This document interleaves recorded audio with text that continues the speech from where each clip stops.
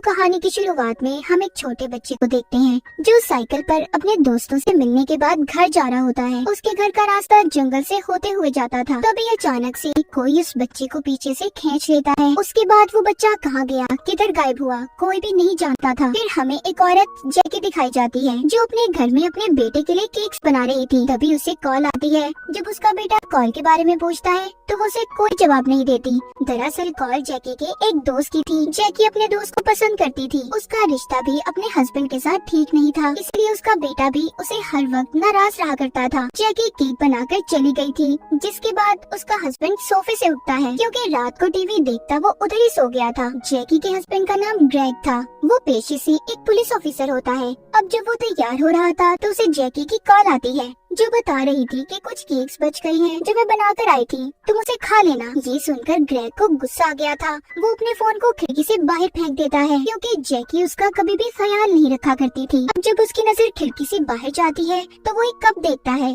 जिसमें बुझी हुई सिगरेट्स पड़ी थी। उसे लग रहा था कि शायद ये काम उसके बेटे का है। उसे अब अपने बेटे पर शक हो रहा था। फिर तैयार होने के बाद ग्रेग पुलिस स्टेशन जाता है जहाँ पर उसे उसी बच्चे के मिसिंग यानी कि लापता होने का केस मिलता है, जिसके बारे में हमने कहानी के शुरू में देखा था, जो जंगल से लापता हुआ था। उधर जैकी जब अपने घर में आती है तो उसे एहसास होता है कि उसके घर में कोई और भी है। अचानक से एक आदमी उसके सामने आ गया था और ये कहता है कि उसे उसके हस्बैंड ग्रेग ने खिड़की ठीक करने के लिए बुलाया था। अब जैकी उस आदमी से पूछती है, तुम मेरे घर के अंदर कैसे आए, क्योंकि पहले से घर में कोई मौजूद नहीं था। तो वो बताता है कि दरवाजा आपकी बेटी ने खोला था जो बहुत अच्छे से बात कर रही थी। ये सुनकर जैकी हैरान हो गई थी क्योंकि उसकी तो कोई बेटी नहीं थी सिवाय एक बेटे के। उधर दूसरी तरफ ग्रेग को जंगल में ले जाया जाता है जहाँ से वो बच्चा गायब हुआ था। उन्हें वहाँ पर एक हरे रंग का चाकू मिलता है जो शायद उसी किडनैपर का था जो बच्चों को अगवा किया करता था। इधर ही ग्रेग एक ऑफिसर को बताता है कुछ सालों पहले की बात है, एक किडनैपर ऐसे ही छोटे बच्चों को अगवा करके मार दिया करता था, शायद उसी का ये काम हो। पर ऑफिसर कहता है नहीं, ऐसा नहीं हो सकता, उस किडनैपर को तो मैंने ही पकड़ा था और वो अभी भी जेल में बंद है।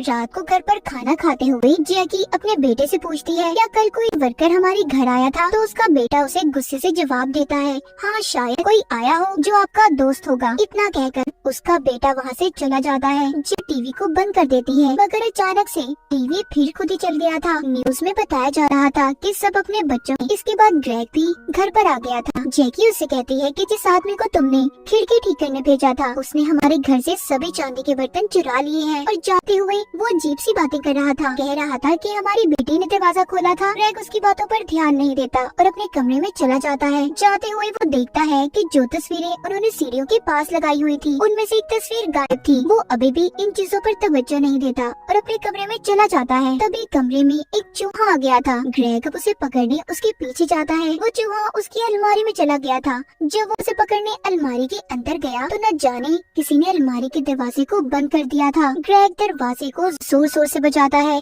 उसे लग रहा था कि शायद उसका बेटा उसके साथ मजाक कर रहा हो, पर वहाँ पर तो उसका बेटा था ही नहीं।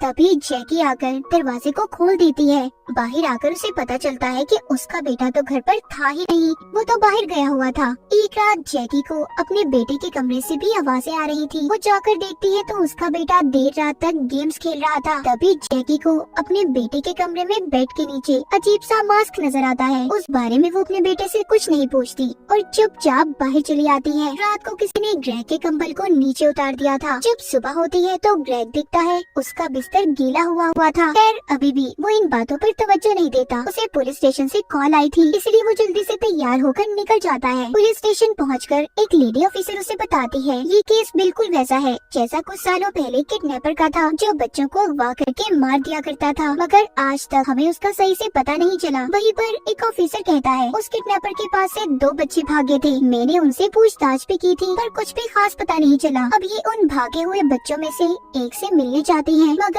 उसका किडनैपर ने इतना बुरा हाल कर दिया था, उसका दिमागी तवाज़ुन बिगड़ चुका था। अब खैर ग्रेग दूसरे लड़के का 15 साल पहले दिया हुआ बयान सुनता है, जिसमें उसने बताया था कि वो किडनैपर मुझे अपने घर ले गया, जो एक जादुई घर है और उसे कोई भी नहीं ढूंढ पाएगा। उधर घर में जैकी का दोस्त उससे मिलने आता है। जैकी उसे जाने का कह रही थी, मगर वो तो कुछ भी सुनने को तैयार ही नहीं था। तभी उसके सर में वो ही कप आकर लगता है, जिसमें सिगरेट्स पड़ी थी, जिसको ग्रेग ने भी देखा था। अब वो कप खुद ही गिरा था या गिराया गया था, इसका पता हमें कहानी में आगे जाकर चलेगा। जैकी के दोस्त के सर से खून आने लगा था। तभी जैकी उसे बेसमेंट में लेकर आती है और उसकी मरहम पट्टी करती है। वो उससे कहती है कि कुछ देर तुम्हें यहीं पर आराम करना होगा, मेरा बेटा स्कूल चला जाए, फिर मैं तुम्हें डॉक्टर के पास लेकर जाऊंगी। घर में जैकी के बेटे को ऊपर से कुछ आवाजें आ रही थी। इधर जैकी को भी बेसमेंट में कॉल आती है, जो उसके दोस्त के नंबर से ही थी। वो सोचती है कि वो तो उसके सामने बैठा था, तो ये कौन था जो उसको फोन पर तंग कर रहा था। उसका शक उसके बेटे पर जाता है। जब वो घर के अंदर जाती है तो उसका बेटा सीढ़ियों से नीचे उतर रहा था। उसे ये लगने लगा था कि शायद उस कप को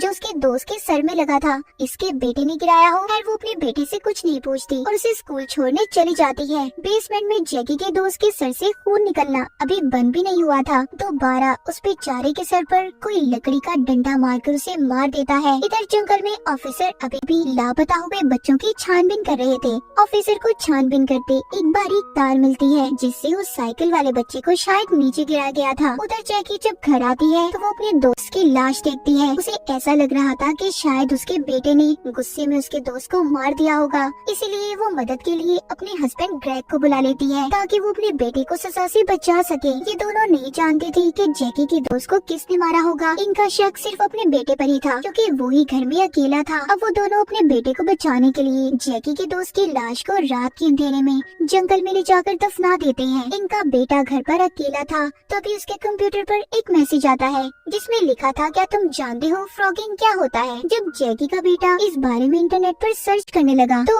उसके पीछे कोई आ जाता है, जिसने चेहरे पर मास्क पहना हुआ था। तभी जैकी और ग्रेग भी वापस घर पर आ गए थे। वो आकर देखते हैं कि उनका बेटा बाथटब में लेटा है, किसी ने उसके हाथ पाँव मुंह तक को बांध दिया था। वहाँ पर ग्रेग वही हरे रंग का चाकू भी देखता है, जो किडनैपर बच्चों के पास अपनी निशानी के तौर पर छोड़ा करता था। जैकी जल्दी से अपने बेटे को दी है। ग्रेग उस इंसान का पता लगाने में लग गया था, जिसने उसके बेटे की ऐसी हालत की थी। पुलिस स्टेशन में भी कॉल आती है, कोई किडनैपर के बारे में बता रहा था, मगर उस कॉल को ऑफिसर ट्रेस नहीं कर पाते। ग्रेग अपने घर में उसे ढूंढने लगता है। तभी अचानक से वही मास्क मैन, जिसने इसके बेटे की ऐसी हालत की थी, ग्रेग पर हमला कर देता है। यहीं से सीन फ्लैशबैक में जाता है, यानी कि ये सब शुरू कहाँ से हुआ था कि ग्रेग और जैकी के घर में ऐसा क्यों हो रहा था, मास्क मैन कौन था। तो अब हमें कहानी में पता चलेगा। हमें दो दोस्त दिखाए जाते हैं जो अक्सर फ्रॉगिंग किया करते थे। दरअसल फ्रॉगिंग वो होती है कि आप बिना बताए किसी के घर में रहना शुरू कर दो। इन दोनों दोस्तों में से एक का नाम एलिक था। ये दोनों जैकी और ग्रेग के घर पर रहने लगे थे। रात को एलिक छत पर बैठा सिगरेट पी रहा था। ये देखकर उसके दोस्त उसे वापस कमरे में बुलाती है। ये लोग जैकी के घर गेस्ट रूम में रहा करते थे, जिनके बारे में जैकी और उसके हस्बैंड को कुछ भी नहीं पता था। एक दिन जब एलिक छत पर बैठा था तो उसकी दोस्त उसे वापस बुलाती है और कहती है, ऐसा मत करो, अगर घर वालों को पता चल गया तो हमें जेल भी हो सकती है। तभी वहाँ पर ग्रेग आ जाता है। ये दोनों छुप गए थे और ये वही सीन था जब ग्रेग को कप में सिगरेट्स मिली थी और ये समझ रहा था कि सब उसका बेटा करता है। खैर अगले दिन सब घर वालों के जाने के बाद एलिक की दोस्त ने अपने सामान को बेसमेंट में छुपा दिया था और एलिक घर से एक तस्वीर को ले लेता है। अब जब उसकी दोस्त उसके पास आती है, वो कहता है कि मुझे घर के वाईफाई के पासवर्ड का पता चल गया है। मैंने अपने मोबाइल में एक ऐप को डाउनलोड किया है, जिससे हम इनके घर में टीवी, मोबाइल जैसी चीजों को कंट्रोल कर सकते हैं। मेरे पास एक आइडिया है, क्यों न हम कुछ ऐसा करें जिससे ये घर वाले पागल हो जाएं। मगर उसकी दोस्त उसे ऐसा करने से रोकती है। तभी घर के दरवाजे पर बेल बजी थी। खिड़की रिपेयर करने वाला जैकी के घर आया था। एलिक की दोस्त दरवाजा खोलती है और झूठ बोल देती है कि वो ग्रेग की बेटी है। इसीलिए खिड़की ठीक करने वाले ने जैकी से कहा था कि दरवाजा आपकी बेटी ने खोला था। उधर एलिक ग्रेग की नींद की दवा को अपनी दोस्त की पानी की बोतल में मिला देता है, ताकि वो किसी भी काम से उसे ना रोक पाए। उसी रात ये जंगल में लापता होने वाले बच्चों की खबर को भी सुनते हैं। एलिक की दोस्त जब उस पानी को पीती है जिसमें उसने नींद की दवा को मिला दिया था, तो गहरी नींद में सो गई थी। अब एलिक अपना काम दिखाता है। वो जाकर टीवी को ऑन ऑफ कर रहा था। जैसे पहले हमने देखा कि जैकी डर गई थी, फिर वो ग्रेग को भी अलमारी में बंद कर देता है। मगर जब उसने वहाँ पर जैकी जैकी की आने की आवाज को सुना तो वो उन्हीं के बेड के नीचे जाकर छुप गया था। हमें ये भी पता चलता है कि वो मार्समैन कोई और नहीं बल्कि एलिक था। उसी ने ग्रेग के ऊपर से कंबल को भी हटाया था। अगले दिन एलिक की दोस्त की जब नींद से आँख खुलती है तो एलिक छत पर बैठा हुआ था। वो उसे समझाती है, देखो ऐसा नहीं कर सकते, ये बस हमारा फन है, हम ये सब कुछ गलत कर रहे हैं उनके साथ। मगर एलिक कहता है, अभी तो ये सब शुरुआत है, मैं जब तक पीछे नहीं हटूंगा जब तक सब घर वाले पागल न हो जाएं। उसकी दोस्त कहती है, ठीक है फिलहाल अभी तो अंदर आ जाओ। तभी उसने कप को नीचे छोड़ दिया था जो जाकर जैकी के दोस्त के सर में लगा। जी हाँ, उस कप को भी एलिक नहीं गिराया था। उसकी दोस्त कहती है, ये क्या किया तुमने, वो लोग पुलिस भी बुला सकते हैं, अब हमें यहाँ से जाना होगा। जब जैकी अपने दोस्त को बेसमेंट में ले गई थी तो एलिक को जैकी के दोस्त का गिरा हुआ फोन मिला था और यही था जो उस वक्त जैकी को कॉल कर रहा था। जब बेसमेंट में एलिक की दोस्त अपना सामान लेने आई तो उसने देखा वहाँ पर जैकी का दोस्त बैठा था जिसको अचानक से पीछे से आकर ग्रेग ने मार दिया था। जैकी के दोस्त का कत्ल किसी और ने नहीं बल्कि ग्रेग ने किया था, क्योंकि उसकी बीवी जैकी उसे पसंद करती थी, इसीलिए उसने उसे मार दिया।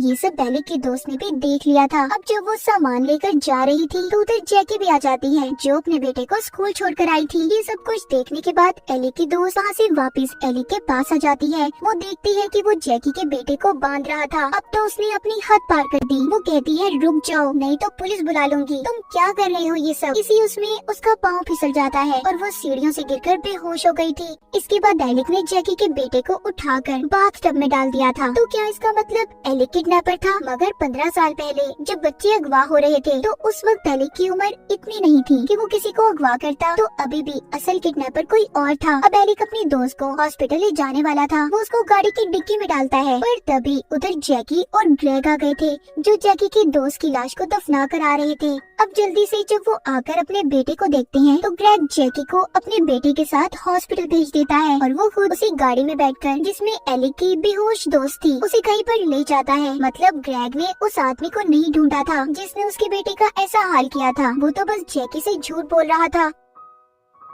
गाड़ी में एलिक की दोस्त को होश आ गया था जिसको ग्रेग चला रहा था और पता नहीं कहाँ जा रहा था। एलिक की दोस्त के पास एक बैग पड़ा था। जब वो उसे खोलकर देखती है तो उसमें उसी बच्चे के कपड़े पड़े थे जिसको हमने कहानी के शुरू में साइकिल पर जाते हुए जंगल में से गायब होते देखा था। साथ ही उसे हरे रंग के बहुत से चाकू भी मिले थे जिसे देखकर एलिक की दोस्त समझ गई थी कि किडनैपर कोई और नहीं बल्कि ग्रेग था। अब वो अपनी गाड़ी रोकता है और कहीं पर चला गया था। एलिक की दोस्त भी उसका पीछा करती है। वो पुलिस को कॉल करके बताना चाहती थी मगर सिग्नल्स की वजह से वो कुछ भी नहीं बता पाती। जो पुलिस कॉल ट्रेस नहीं कर पा रहे थे वो एलिक की दोस्ती कर रही थी क्योंकि उसे किडनैपर मिल गया था। तभी वो जंगल में एक ट्रक को देखती है। अब जब वो वहाँ पर जाती है तो वहाँ पर बहुत से बच्चे थे जिनको ग्रेग ने अगवा किया हुआ था। इससे पहले वो बच्चों की मदद करती, पीछे से ग्रेग आकर उसके मुंह पर शॉपर डालकर उसे बेहोश कर देता है। उसे अपनी गाड़ी से एलिक की दोस्त का कैमरा भी मिलता है जिससे उसे पता चला था कि एलिक और उसकी दोस्त इनके घर में कितने दिन से रह रहे थे जिसके बारे में किसी को कुछ भी नहीं पता था। अब ग्रेग सब जानने के बाद उसे वापस अपने घर ले आया था। जैसे ही एलिक की दोस्त होश में आती है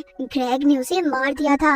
ये सब एलिक भी देख रहा था। उसे बहुत गुस्सा आता है। वो अब ग्रेग को मारने की तैयारी करता है। इधर ग्रेग भी एलिक को अपने घर में ढूंढ रहा था। एलिक भी पूरी तैयारी के साथ उसे मारने के लिए तैयार था। एलिक उस पर हमला कर देता है मगर ग्रेग ने भी उस पर वार करके उसे बेहोश कर दिया था। कुछ देर के बाद ग्रेग देखता है कि एलिक अपनी जगह पर नहीं था। वो उसके सामने खड़ा था गन लेकर जो ग्रेग पर चला देता है। ग्रेग जब उसका चेहरा देखता है तो हैरान हो गया था। अब खैर एलिक ने ग्रेग को मार तो दिया था। तभी वहाँ पर ऑफिसर आ जाता है जिसने एलिक पर गोली चला दी थी। एलिक के बाजू पर गोली लगने की वजह से वो बेहोश हो जाता है, पर बेहोश होते हुए उसने ऑफिसर को एक नाम से पुकारा था। ऑफिसर समझ गया था कि एलिक कौन है। अब खैर एलिक को हॉस्पिटल ले जाया जाता है। इतनी देर में जैकी और उसका बेटा भी हॉस्पिटल से वापस आ गए थे। जैकी अपने घर के बाहर एम्बुलेंस और पुलिस की गाड़ी देखती है तो परेशान हो जाती है। उसे भी ग्रेग यानी कि अपने हस्बैंड की असलियत का पता चल गया था। उन बच्चों को भी बचा लिया गया था जिनको ग्रेग ने अगवा किया था। यहाँ पर हमें पता चलता है एलिक दरअसल वही बच्चा था जिसको 15 साल पहले ग्रेग ने अगवा करने की कोशिश की थी, जिसका बयान भी वो जानबूझकर बैठा सुन रहा था।